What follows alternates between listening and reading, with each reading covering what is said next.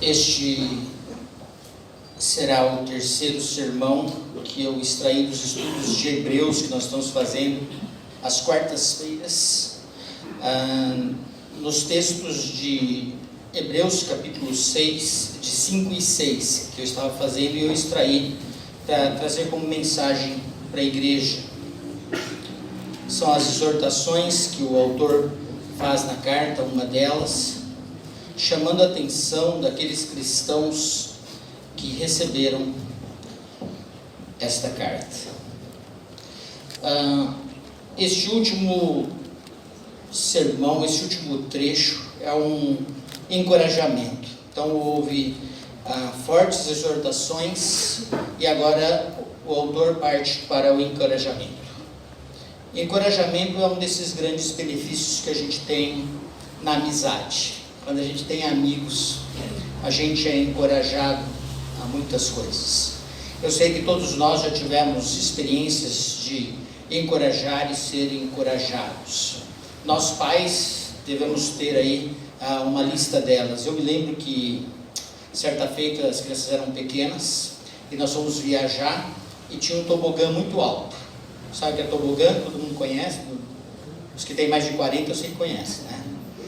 E o tobogã era muito alto e não tinha escada rolante, era no pezinho. Pegamos as 3 crianças, fomos subindo.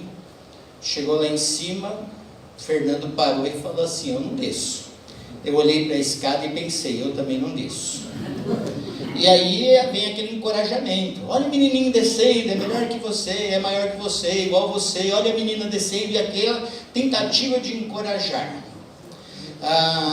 Tudo tem seu limite. E do encorajamento nós partimos para a ação. Eu agarrei o menino e desci com ele no meio das pernas. Eu não desço escada de jeito nenhum. Aí depois ele voltou algumas coisas, depois de todo esse encorajamento. O que a gente tenta fazer no encorajamento é desenvolver o potencial daquele que nos ouve. A gente identifica potencial nas pessoas e vai encorajá-las a tomar decisões na vida, a tomarem posturas, a mudarem os seus posicionamentos. É assim que a gente trata a questão do encorajamento. Tirando os tobogãs e outras coisas que às vezes são assustadoras e a gente precisa de um apoio um pouco mais forte, o autor aqui vai nos dar uma medida de encorajamento utilizando alguns recursos. E os recursos que eles vão usar é de mostrar exemplos. E muitas vezes nós somos encorajados por exemplos. As pessoas que a gente vê passar por algumas dificuldades e vencerem essas dificuldades, e chegarem ao final de algum trajeto, de alguma coisa na vida, a gente se sente motivado a ter o mesmo caminho. E o nosso autor, nessa noite, fará a mesma coisa. Uma forma comum de motivação, e não é isso que eu quero trabalhar, mas nos cursos motivacionais de empresas, eles dão o beabá do sucesso. Eu não sei se vocês já viram isso.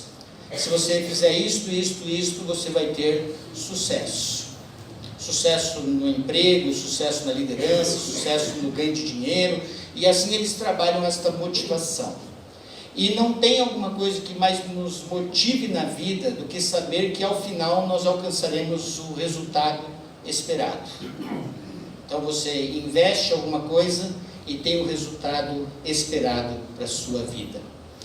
Gostaria que você abrisse em Hebreus capítulo 6. Nós leremos de 9 até 20.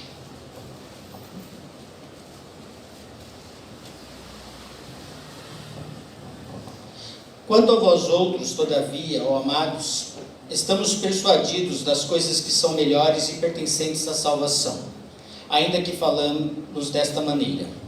Porque Deus não é injusto para ficar esquecido do vosso trabalho e do amor que evidenciaste para com o seu nome, pois servistes e ainda servis aos santos. Desejamos, porém, continue cada um de vós mostrando, até o fim, a mesma diligência para a plena certeza da esperança, para que não vos torneis indolentes, mas imitadores daquele que, pela fé e pela longanimidade, herdam as promessas. Pois, quando Deus fez promessa a Abraão, visto que não tinha ninguém superior por quem jurar, jurou por si mesmo, dizendo: certamente te abençoarei e te multiplicarei. E assim, depois de esperar com paciência, obteve Abraão a promessa. Pois os homens juram pelo que se é superior, e o juramento, servindo de garantia para eles, é o fim de toda contenda. Por isso, Deus, quando quis mostrar mais firmemente aos herdeiros da promessa a imutabilidade do seu propósito, se interpôs com o juramento, para que, mediante duas coisas imutáveis, nas quais é impossível que Deus minta, forte alento tenhamos nós, que já corremos para o refúgio, a fim de lançar mão da esperança proposta, a qual temos por âncora da alma, segura e firme, e que penetra além do véu, onde Jesus, como precursor, entrou por nós, tendo se tornado sumo sacerdote para sempre, segundo a ordem de Melquisedeque.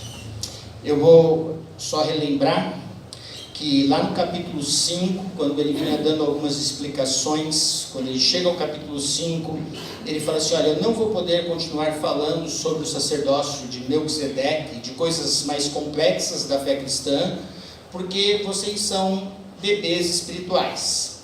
Passando do tempo que vocês já têm de vivência cristã, vocês ainda estão precisando de leitinho. Vocês são adultos, crianças em corpo de adulto. Vocês precisavam ter desenvolvido mais. Vocês precisavam ter estudado mais a palavra, ter entendido melhor quais são as coisas básicas que Deus apresenta na Bíblia. É isso que ele destaca.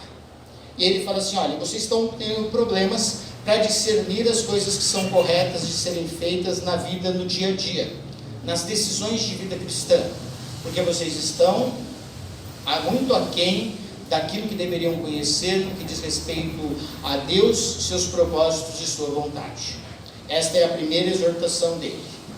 Aí ele vai dar continuidade no capítulo 6 a isto, dizendo: olha, eu não vou tratar dos aspectos básicos da fé cristã.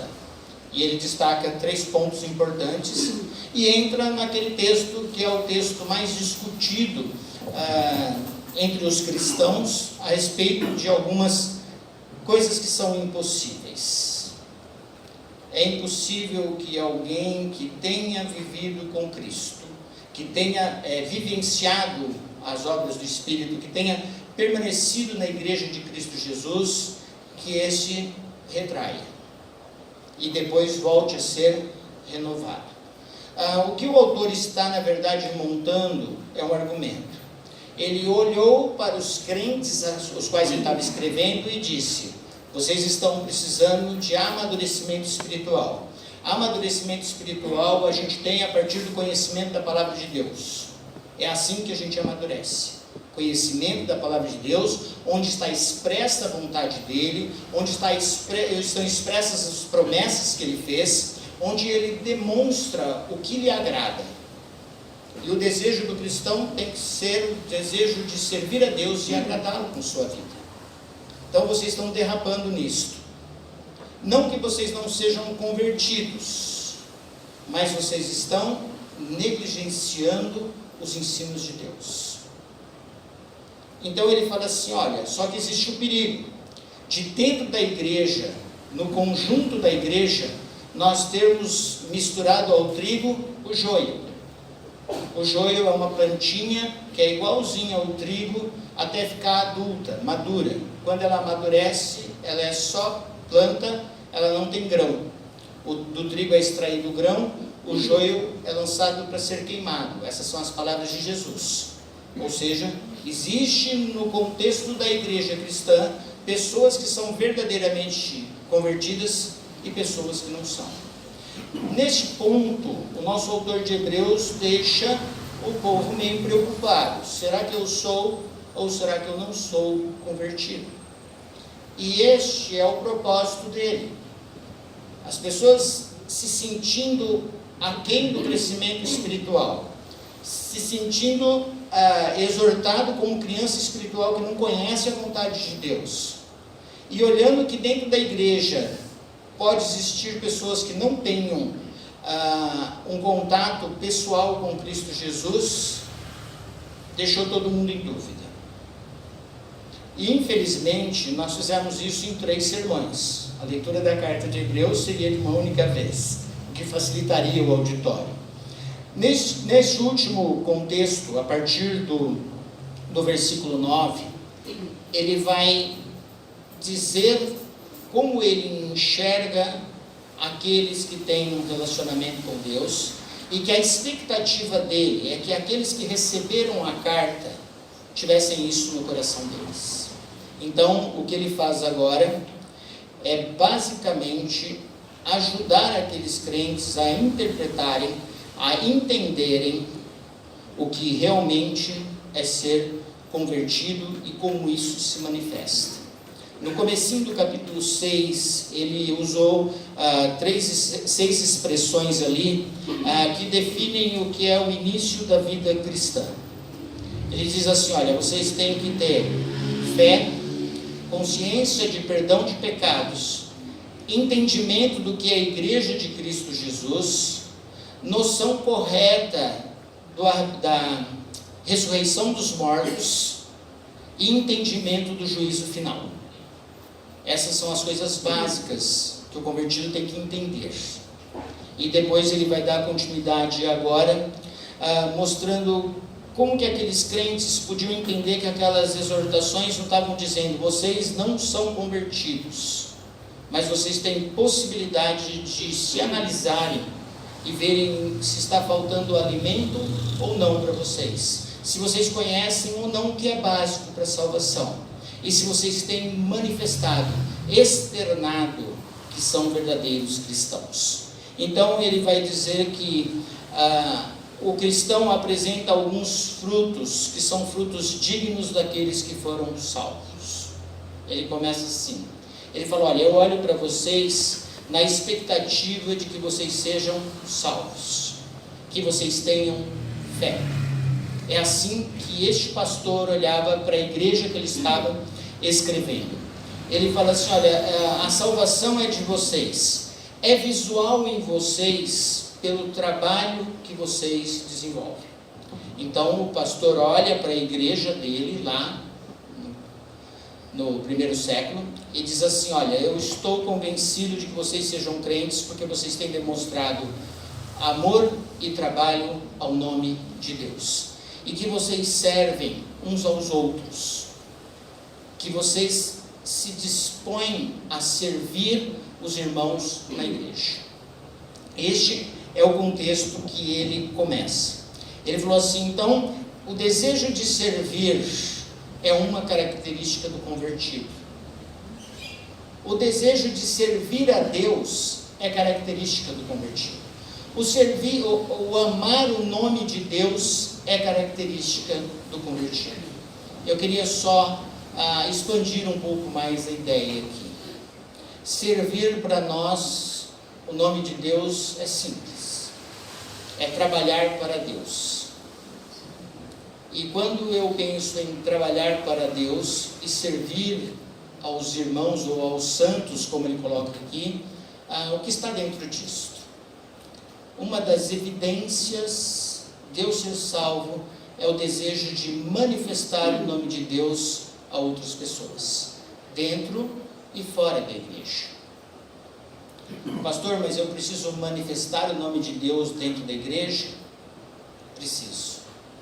Quando eu me levanto na igreja de Cristo e mostro a confiança, a fé e o desejo de servir a Deus dentro da igreja, e mesmo quando eu saio, os irmãos da igreja se sentem motivados pelo exemplo.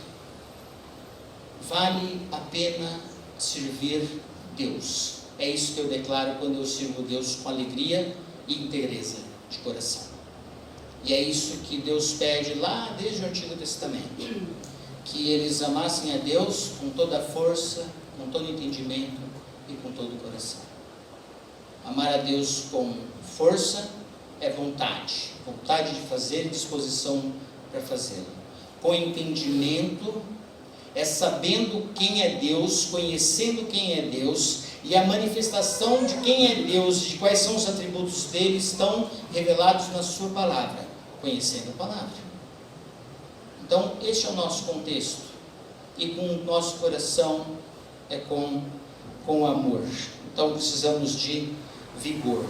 E ele vai dar continuidade nisso, dizendo a respeito também da certeza da esperança. Se você prestar atenção no texto, quando ele fala de salvação, ele fala em fé. Quando ele fala de amor ao nome de Deus, ele fala de amor. E agora ele fala de esperança. Este é o tripé que Paulo usa para o crente se manter sustentado por Deus: fé, esperança e amor. Esperança no quê? O problema da nossa palavra em português é que muitas vezes esperança para nós é uma expectativa ansiosa que pode ser frustrada. Quando a gente lê na Bíblia a respeito de esperança, não é alguma coisa que será frustrante. Esperança, certeza da esperança, é aguardar a expectativa da volta de Jesus e do cumprimento das promessas para a eternidade. Então assim, é certeza. Esperança é certeza. Eu estou esperando o que realmente vai acontecer. O que vai acontecer de fato é a volta de Jesus, que vai levar os remidos para morar na eternidade, glorificando a Deus para o fim dos tempos, de todos os tempos, ou eternamente, que fica bem melhor. Para ele ilustrar isso, para ele demonstrar isso, ele vai usar duas ilustrações que são bem simples. Uma dessas ilustrações é o exemplo de Abraão. E eu acho que nós cristãos temos sempre um problema quando Abraão entra como exemplo. Abraão é o homem da fé. E aí o nosso foco todinho se volta para Abraão. Quando a gente faz a leitura do que o autor de Hebreus está fazendo, a gente precisa ter um entendimento melhor do foco. Pois, versículo 13, pois quando Deus fez a promessa a Abraão, visto que não tinha ninguém superior por quem jurar, jurou por si mesmo, dizendo: certamente te abençoarei e te multiplicarei. E assim, depois de esperar com paciência, obteve Abraão a promessa. O foco é Deus e as suas promessas e o seu juramento. O foco não é a obediência de Abraão. E lá no Antigo Testamento, o foco não é Abraão, mas é o milagre que Deus vai fazer na história de Abraão. E a gente não consegue imaginar algumas coisas. Qual a idade de Abraão quando ele foi chamado de Ur dos Caldeus? Está vendo? Eu imagino um garotinho de 18 anos. Um pouco mais? 30? 65? Abraão, quando foi chamado em Ur dos Caldeus, vivendo numa terra de idólatras, ele já tinha 65 anos. Sara poderia ser mais nova, mas com 65 anos, eles já perceberam que Sara era estéril. São casados há algum tempo. E a primeira coisa que uma mulher queria na antiguidade, eu sei que os tempos modernos são um pouco diferentes, mas a primeira coisa que a mulher queria na antiguidade, pós a noite de núpcias, era estar grávida. Era o sonho, era o projeto da mulher, era o projeto do homem, era dar continuidade à existência. Ele é chamado com 65 anos, ele não tem filhos. E ele está envelhecendo e Deus fala: vem que eu farei de você uma grande nação. A gente tem aquele evento em que Sara ri quando o anjo fala de novo, porque Abraão já tinha 100 anos e os trabalhos de Abraão estavam muito em ordem aos 100 anos. Então Sara riu, falou assim: como é que vai ser esse negócio, né? Lá em casa o negócio está difícil, eu já sou estéril, o negócio está difícil, não vai dar, não vai sair filho desta relação. Esse era o entendimento que eles tinham. Mas Abraão continuou nesses 35 anos esperando, porque quem fez a promessa cumpriria a promessa. Então o foco não é a fé de Abraão, a obediência sim, mas é a confiança em quem estava prometendo o que prometeu. E hoje, olhando a história para trás, e mesmo o hebreu que recebeu esta carta, olhando a história para trás, é fácil ver que Deus cumpriu a promessa que ele fez lá para Abraão. Não ficava fácil? Porque você pegava a história do Antigo Testamento, a história deles, que estava 2000 anos antes, começando em Abraão, e diria o quê? Não, realmente Deus cumpriu tudo que prometeu contra todas as evidências naturais. Um homem com 100 anos, já cessado nas suas atividades de homem, uma mulher com aproximadamente a mesma idade, que for estéril durante toda a vida, depois da menopausa, da mais pausa e de outras pausas, certamente ela não poderia engravidar. O milagre acontece, porque é um milagre, é uma intervenção divina, nasce uma criança. Quando Abraão está chegando em 115 anos, 116 anos, Deus pede esta criança em sacrifício. Abraão, mostrando que confiava no mesmo Deus da promessa, levou a criança para ser imolada, ou o garoto, já que devia ter na adolescência, dos seus 14, 15 anos. Aí Deus proveu o cordeiro e dá continuidade. Deste menino vão nascer quantos filhos? 2, que vão brigar muito, e depois disso, de Jacó vão nascer 12, as 12 tribos, que vão passar fome, que vão ser levadas embora para o deserto. Se eu estivesse vivenciando aquele tempo com Jacó, eu diria, Deus está com problema para cumprir as suas promessas. Mas quando os hebreus aqui estavam recebendo esta carta, eles podiam olhar para trás e dizer, é um grande povo de Deus, é alguém que ele levantou de um homem velho e de uma mulher estéril. Deus cumpre as suas promessas. E ele não precisa jurar por ninguém, ele jura por si mesmo. Eu não sei, as meninas não, mas os meninos quando mentiam para alguém lá na escola, contavam uma conversa mole, as meninas não faziam isso, mas os meninos eu sei que faziam. Eu juro. Você jura pela sua mãe? Juro. Era mentira, mas jurava, né? E o juramento nosso, hoje moderno, ele é meio fraquinho. O juramento dos tempos antigos eram juramentos mais sérios. É como assinar um contrato, reconhecer firma e cumprir aquilo que se pede. Então, nesse contexto, Deus jura por si mesmo. E aí o hebreu aqui olha para trás e fala, mas Deus jurou, nós somos uma nação. Nós viemos de um homem, de uma mulher estéril, de uma dificuldade enorme na história, com uma escravidão no meio do caminho, com 2 exílios, com muita guerra, e somos o povo de Deus ainda até hoje. Olhando para o que aconteceu, eles eram um povo de Deus. Eu queria destacar Números capítulo 23. É a fala de um profeta não muito querido, mas a fala dele é correta. É uma fala de Balaão, em Números capítulo 23, a partir do 19.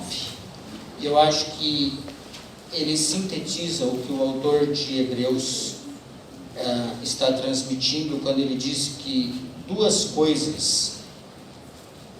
coisas Deus não pode mentir: pelo seu juramento e pelas suas promessas que se cumprem. Números 23, a partir do 19.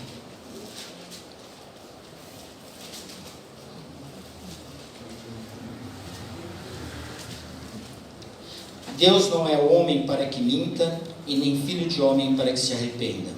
Porventura, tendo ele prometido, não fará? Ou tendo falado, não cumprirá? Eis que para abençoar recebi ordem, e ele abençoou, não posso revogar. Deus não é homem para mentir, nem filho de homem para se arrepender. O que ele prometeu, ele há de cumprir. E eu gostaria que você, antes de chegar de volta em Hebreus, passeasse de novo na Bíblia. A primeira promessa que Deus fez para redimir o homem do seu pecado está lá em Gênesis 3,15.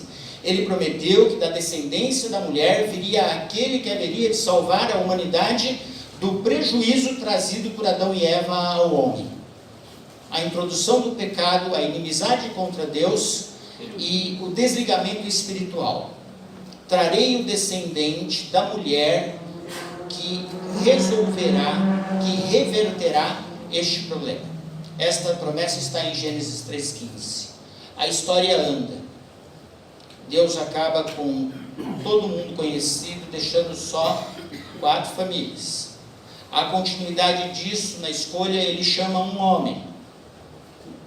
Esta nação nasce em Abraão, cresce, desenvolve, com todos os problemas que teve, continuando dentro das promessas de Deus.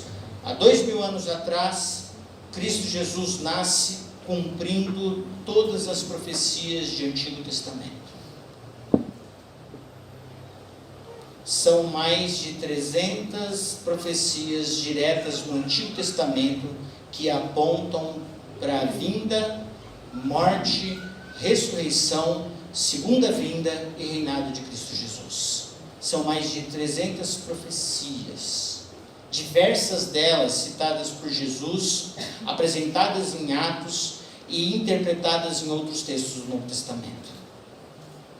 Quando o autor de Hebreus inicia o seu livro, ele diz o seguinte: tendo Deus outrora falado de muitas maneiras aos pais pelos profetas, nos últimos dias nos falou pelo Filho, e concretizou no Filho a obra. Deus vem falando desde os profetas no Antigo Testamento, apresentando que um dia viria o Messias. O Messias chegou, e o Messias cumpriu todas as profecias. Precisamos olhar para a inspiração da palavra de Deus com mais carinho. Precisamos olhar para essa doutrina da inspiração das Escrituras com mais carinho. A palavra de Deus é um livro, mas não é um livro como qualquer outro. A Bíblia é o livro que conta a história da vinda de Cristo Jesus e da salvação do homem perdido, que é reconciliado por Deus através do sangue de Cristo Jesus. E o Velho Testamento inteiro aponta para Cristo Jesus. O Velho Testamento, além das promessas que são feitas aos judeus, essas promessas que foram feitas para Abraão nos incluem também, porque nós somos filhos de Abraão, porque Paulo diz que são filhos de Abraão aqueles que têm a fé. A fé em quem? Na salvação em Cristo Jesus, no perdão de pecados, nas promessas que foram feitas no passado, que chegam até nós hoje. Então, quando eu olho para Abraão, o foco não é na fé dele, mas o foco é no cumprimento das promessas que Deus fez para ele, as quais Deus não pode mentir. E te inclui, essas promessas incluem você hoje, porque quando Jesus faz a oração sacerdotal, ele ora o quê? Eu oro por esses que estão aqui comigo agora, que vão passar por diversas provações e perseguições, e oro também por aqueles que hão de crer em mim através da palavra pregada. Quem são os que hão de crer nele através da palavra pregada? Nos inclui na oração sacerdotal. Quando ele faz a promessa a Abraão, ele diz que serão benditas na terra todas as famílias.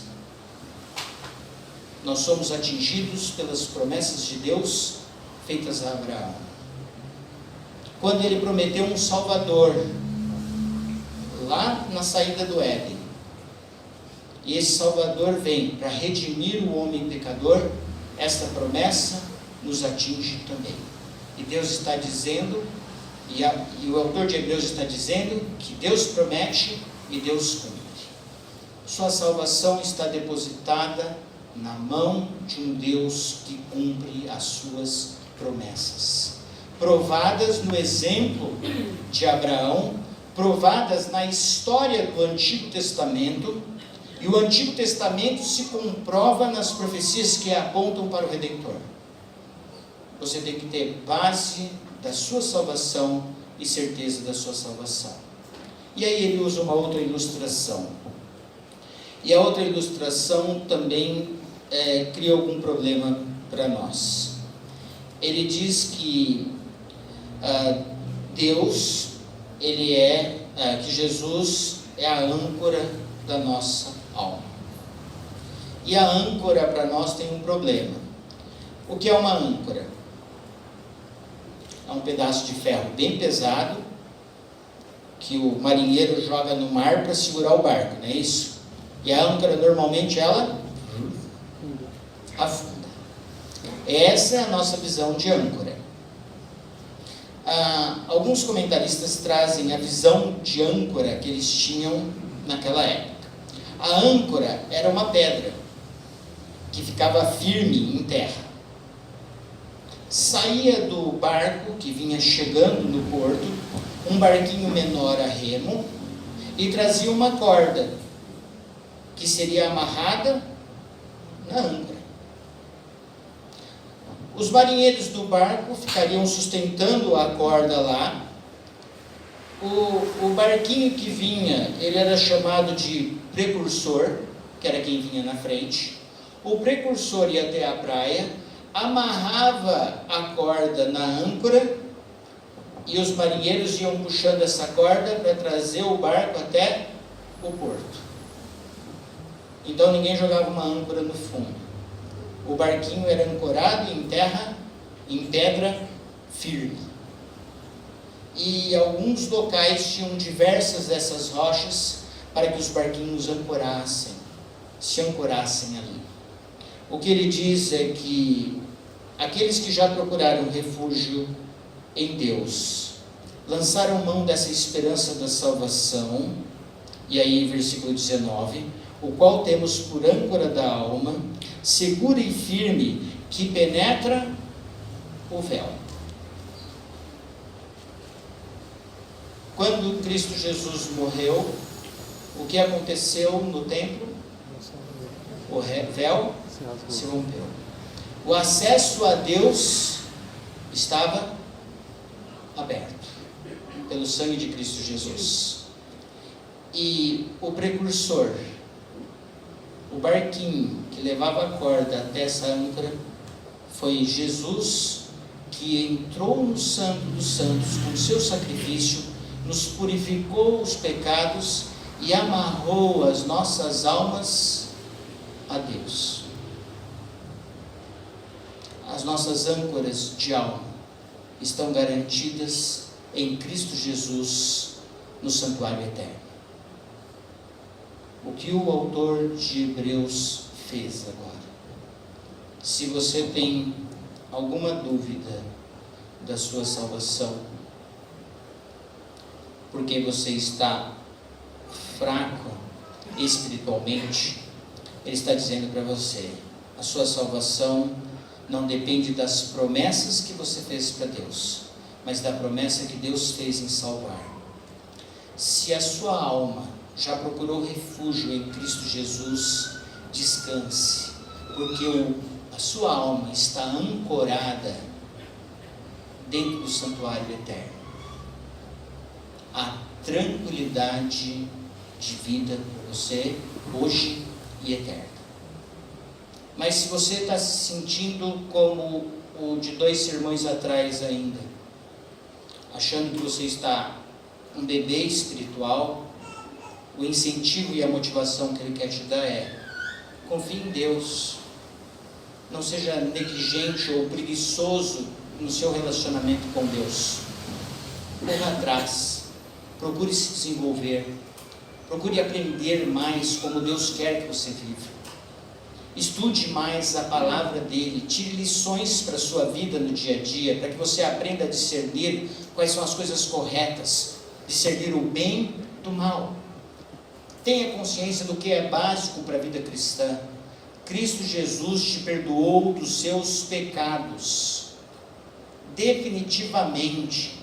Ele não vai te cobrar esses pecados novamente. Ele não vai te mandar para o inferno por causa de pecados agora.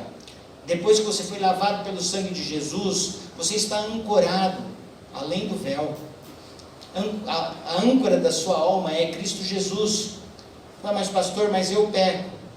Eu sei, pecamos porque somos pecadores, pecamos às vezes porque somos sem vergonhas, pecamos às vezes porque não temos força para vencer o pecado. Mas ele diz, quando pecarmos, nós temos um advogado. Recorra a Cristo Jesus. As palavras de Jesus, a mulher adúltera, tem que ressoar na nossa mente, sempre. Seus pecados estão perdoados. E vai e não peques mais. Abandone o pecado. Isso tem que ressoar no nosso coração. E essas coisas só podem ressoar no nosso coração quando nós conhecemos essas coisas de fato. O que o autor de Hebreus diz é: vocês precisam continuar diligentemente a buscar as coisas de Deus sem preguiça. E quanto mais a gente busca a Deus, mais descanso tem a nossa alma nas certezas que Deus vai cumprir as promessas na nossa vida. Eu não estou falando de dinheiro, eu não estou falando de comodidade, eu não estou falando de falta de provação, eu estou falando de confiança, contato, dependência e presença de Deus. Você está ancorado em Cristo Jesus. A sua âncora, ela nunca vai afundar. A âncora da sua alma nunca vai deixar de cumprir qualquer das promessas feitas aos seus filhos. Se você é salvo e tem certeza, eu sei que você gostaria de dizer amém, eu bater palma, mas se você é salvo e tem certeza, procure conhecer as promessas que Deus tem para o seu coração, procure conhecer aquilo que a Bíblia ensina a respeito dessas promessas e descanse o seu coração num Deus misericordioso. Se você ainda está em dúvida sobre a sua salvação, você tem que procurar, primeiro, em oração a Deus e Cristo Jesus. Segundo, procure o pastor, os presbíteros, os seus amigos cristãos firmes, para que eles possam te orientar e te ajudar a fortificar a fé. Muitas vezes sozinhos nós naufragamos, pelas dúvidas, pelas incertezas e pelos pecados que nós cometemos. Às vezes temos dificuldade de sair dos pecados e achamos que não somos salvos porque estamos nesses pecados. Procure desenvolver isso com Deus e na comunhão dos santos, porque os santos têm que servir uns aos outros. Outro dia alguém me perguntou, pastor, por que a gente tem que confessar pecado uns aos outros? Nós não temos que confessar pecado uns aos outros, nós temos que confessar os pecados a Deus. Quem perdoa os nossos pecados é Deus. Mas tem um texto bíblico que diz: confessai os vossos pecados uns aos outros. Não é para propósito de perdão, é para propósito de fortificação espiritual.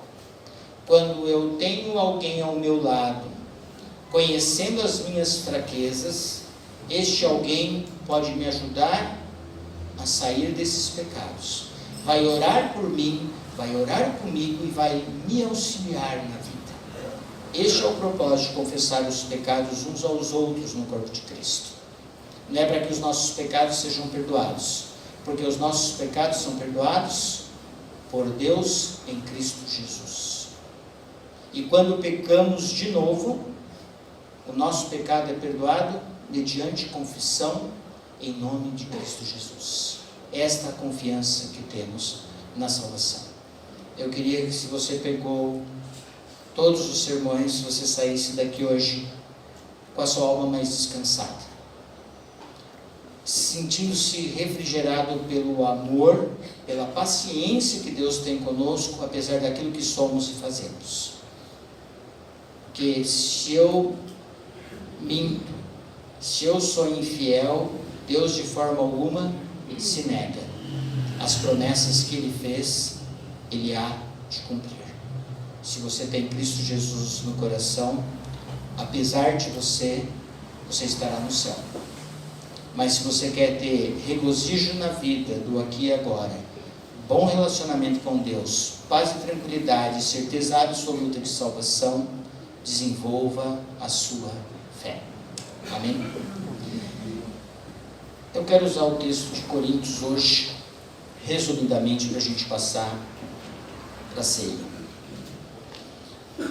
Quando a gente lê o texto de Coríntios a respeito da ceia, Paulo faz uma repreensão àqueles irmãos da igreja de Corinto, e quando ele faz essa repreensão é porque aqueles irmãos, eles faziam acepção de pessoas e nos chamavam no dia em que eles faziam uma festa chamada Festa do Amor, lá em 1 Coríntios capítulo 11, a partir do versículo 17.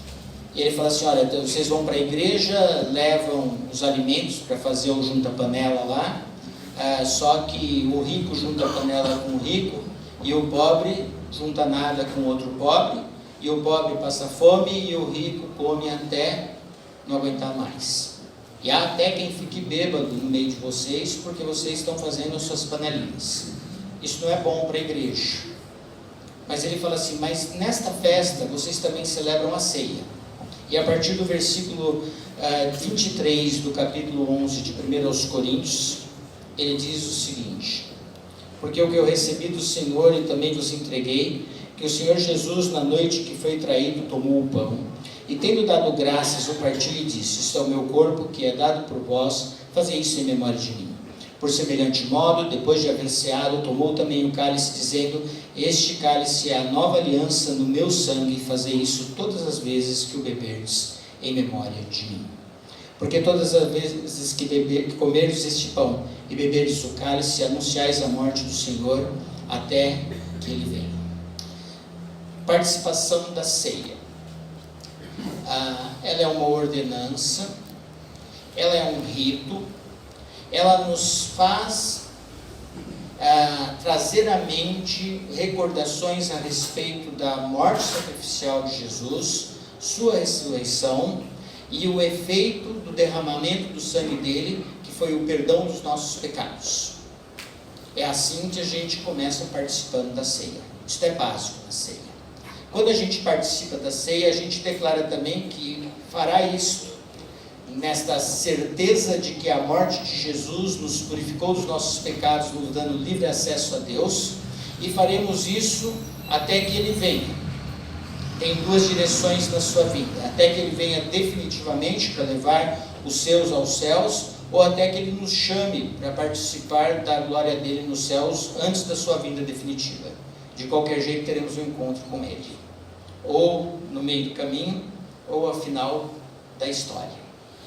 Então eu faço isto na esperança daquilo que acontecerá no futuro, ou seja, estar com Cristo Jesus eternamente adorando a Deus na glória. É assim que eu tenho que participar da ceia. Então a ceia me remete para a morte de Jesus, lá no passado, me remete para a minha conversão, que foi quando eu senti no meu coração a habitação do Espírito Santo, tive a primeira vez na minha vida a certeza dessa salvação, declarei isso diante da igreja, fui batizado, fiz minha pública profissão de fé e agora participo da ceia, declarando que eu acredito na vinda de Cristo Jesus ao mundo em carne e que o sangue dele tem poder para salvar a minha vida e para cumprir aquela promessa feita lá em Gênesis 3,15. E ainda mais, que eu acredito que Cristo Jesus virá uma segunda vez para julgar todas, e aqueles que são seus será levado para os céus. Esta é a base. Isso é o que eu preciso crer. Então, toda vez que eu participo da ceia, eu volto a repetir no meu coração e na minha profissão, quando eu faço a confissão na participação, de que eu creio em Cristo Jesus e que um dia Ele voltará. É o Evangelho. Eu digo, creio no Evangelho cada vez que eu participo da ceia. Só que Paulo não para aí. ele continua no versículo 27. Por isso que aquele que comer o pão ou beber o cálice do Senhor indignamente será réu do corpo e do sangue do Senhor. Examine-se, pois, o homem a si mesmo, e assim coma do pão e beba do cálice. Pois quem come e bebe sem discernir o corpo, come e bebe juízo para si. Eis a razão porque há entre vós muitos fracos e doentes, e não poucos os que dormem. Porque se nos julgássemos a nós mesmos, não seríamos julgados. Mas quando julgados, somos disciplinados pelo Senhor, para não sermos condenados com o mundo. Deus disciplina, e disciplina os seus filhos. E Paulo nos chama a atenção para o cuidado com relação à nossa vida no dia da participação da ceia. Mas esse é um cuidado que eu tenho que ter todos os dias. Mas quando eu me reúno para a ceia, Paulo pega e fala assim: olha, aproveita e chama a atenção da igreja. Se você está levando uma vida de pecado, você tem que se examinar, confessar o seu pecado e procurar mudança de vida. Porque onde abundou a graça, não deve superabundar o pecado. Então, quando eu vou conhecendo a Bíblia inteira, eu descubro que eu preciso ter disposição para servir a Deus. É Deus quem promove as coisas no meu coração, é Deus que cumpre as suas promessas, mas Ele espera de mim responsabilidade. Responsabilidade de aprender o que Ele quer e viver para Ele. E uma das coisas que agrada a Deus é quando eu digo não ao pecado. E é isso que a Bíblia inteira me ensina, a me afastar do pecado. Mas Paulo diz que isso é uma guerra. Por quê? O bem que eu quero fazer eu não faço, e o mal que eu não quero eu faço. E quando eu quero fazer o mal, aí vai que nem quiabo, tá? Ele está falando da luta dele, né? A nossa, de vez em quando, a gente dá uma relaxadinha e vai fazer o mal, e aí para o mal você vai, que é fácil. O bem é difícil. O que Paulo nos ensina: temos que ter diligência na vida cristã. E ponto. Isso significa bom testemunho, abandono do pecado, cuidado com a sua vida espiritual, dedicação na obra de Deus, quer seja na igreja, quer seja fora da igreja. É isso que Deus requer de nós. Responsabilidade de salvos. Examine-se, pois, o homem a si mesmo. Outra coisa da ceia. A ceia é da igreja presbiteriana? Não. A ceia é a ceia de Cristo Jesus. A celebração que fazemos aqui inclui todos os irmãos que creem exclusivamente na salvação por meio do sangue de Cristo Jesus, que têm os seus pecados perdoados e que estão em plena comunhão com a sua igreja. São irmãos nossos em Cristo Jesus, participam do pão, participam do cálice conosco. O que muda quando eu como o pão e tomo o cálice? Fome não mata, porque o pão é bem pequenininho e o cálice tem 10 ml. Fome não mata, mas eu sou edificado espiritualmente por Deus, porque eu estou cumprindo uma ordenança dele, e o Espírito dele alimenta o que é simbólico no pão, alimenta a minha alma, o que é simbólico no vinho, alimenta a minha alma. Quando eu participo dos elementos, eles não mudam, eles não modificam, mas eles comunicam ao meu coração edificação. Então, o meu incentivo a você: está em plena comunhão com a igreja? Está com algum pecado? Peça perdão a Deus, examine-se, procure abandonar o pecado, mas participe da ceia. É uma forma que Deus tem de edificar os nossos corações. Pegue o pão e declare: eu creio sim em Cristo Jesus. Pegue o cálice e declare: esse é o sangue que lavou os meus pecados. E sempre procure se dedicar a Deus para ter uma vida que honre a salvação que você tem em Cristo Jesus. Vamos nos colocar em pé. Senhor nosso Deus e Pai, Senhor, nós te agradecemos a oportunidade, o privilégio que apesar de nós, dos nossos pecados, dos nossos erros, da nossa negligência, Tu ainda assim permite que estejamos diante de Ti, glorificando Teu nome. Permite, ó Pai, que possamos acessar o trono de graça e continua nos perdoando dos nossos pecados e dos nossos erros. Permite, ó Pai, que nos assentemos juntos para participar da ceia, que é o momento da comunhão, que é o momento da declaração daquilo que cremos, que é o momento em que os nossos corações são edificados pela Tua misericórdia, Pai. Senhor, apesar dos nossos pecados, continuamos tendo acesso a Ti pela confissão destes, Pai, porque o sangue de Jesus tem poder, eficácia, ó Pai, para purificar todos os nossos pecados. Colocamos, ó Pai, diante de Ti, pedindo perdão dos nossos pecados, e pedindo, ó Pai, que Tu nos alimente a alma e que Tu nos dê disposição e desejo de fazer sempre a Tua vontade, de termos vidas mais dedicadas a Ti. Guarda e cuida do Seu povo, pedimos em nome de Jesus. Amém. A igreja pode sentar-se, vou chamar os nossos irmãos presbíteros à frente.